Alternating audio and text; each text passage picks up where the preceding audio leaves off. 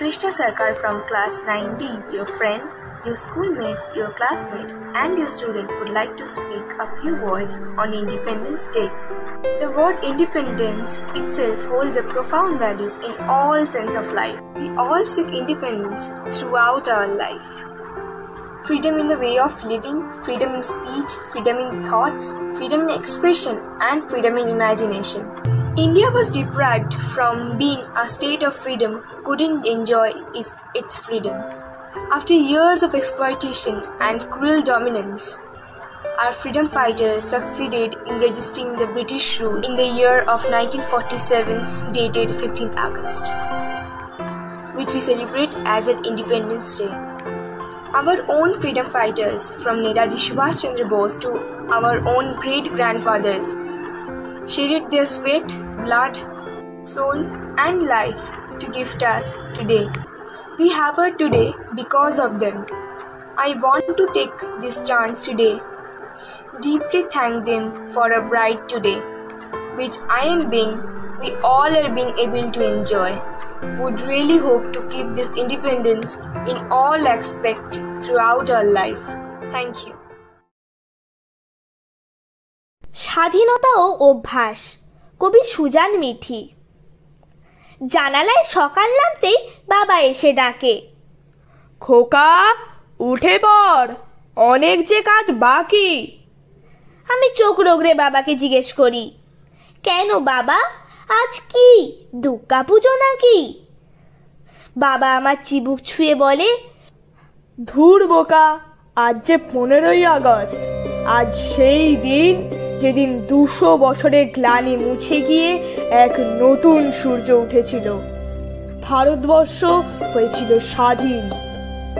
ও আজ স্বাধীনতা দিবস, পতাকা তুলবো, বলবো বন্দে মাতারাম, দেব মালা, গান গাইবে মা, তুমি, ছোট কাকু, আমিও, তারপর চকলেট খাওয়ার পালা।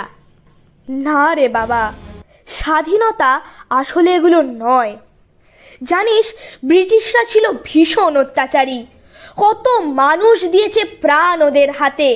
কতবার এ সোনার দেশে হয়েছে মহামারী। ওরা সব নিয়ে চলে গেছে নিজেদের দেশে, আমাদের আটকে রেখেছে। ওরা নিষ্ঠুর, ভারতবাসীকে বলেছে কুকুর। কত রক্ত গুলি দেশমাতার বুকে তুলেছে কান্নার সুর। তাই তো একদিন জেগে উঠেছিল মানুষ, একটু একটু করে জ্বলেছিল আগুন। কত প্রাণ হলো বলিদান, কত প্রাণ নিশ্চুপ। ভারতবর্ষে বয়ে গেল নদী, কেবল রক্ত আর খুন। তারপর ওরা ভয় পেল অনেক দিন পর, ভাবলো এবার পালাতেই হবে, উপায় নেই। আজ ওদের পালানোর দিন।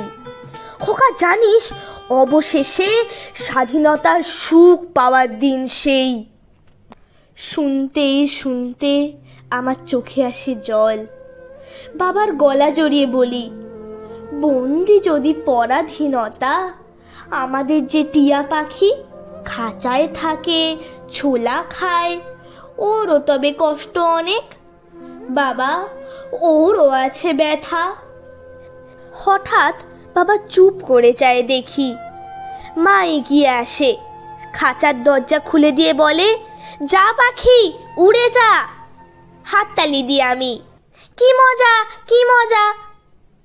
কিন্তু পাখিটা কিছু পরে ফিরে আসে ঠিক ঘরে।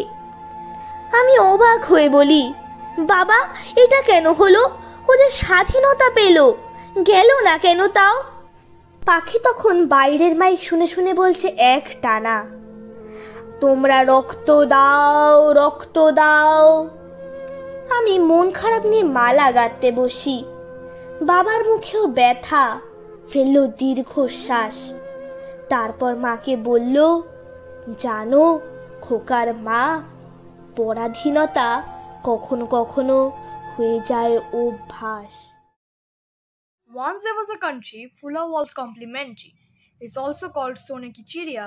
It's one and only India. India was famous for diamonds and not for any demands. They were becoming a superpower soon, but then came a gloom. Gloomy was the rule of Britishers, which made for India a punish.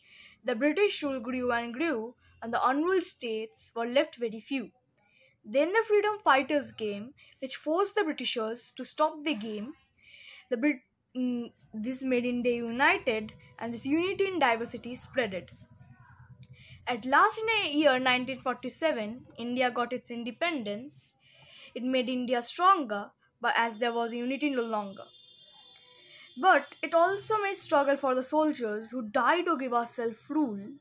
India is now a superpower where stood the Unity Tower, a tower which can solve every problem.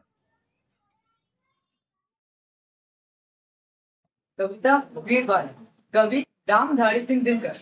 हम प्रभात की नई किरण है, हम दिन के आलोक नवल, हम नवीन भारत के सैनिक, धीर वीर गंभीर अचल, हम प्रहरी ऊंचे हिमाद्री के, सुरभि स्वर्ग की लेते हैं, हम शांति झूठ करने के छाव सभी को देते हैं, वीर प्रसु माती आंखों पे हम नवीन उजियाले हैं, गंगा यमुना हिंद महासागर के हम रखवाले हैं, हम है शिवा प्रताप, रोटियां भले ही घास की खाएंगे, मगर किसी जुल्मी के आगे मस्तक नहीं झुकाएंगे।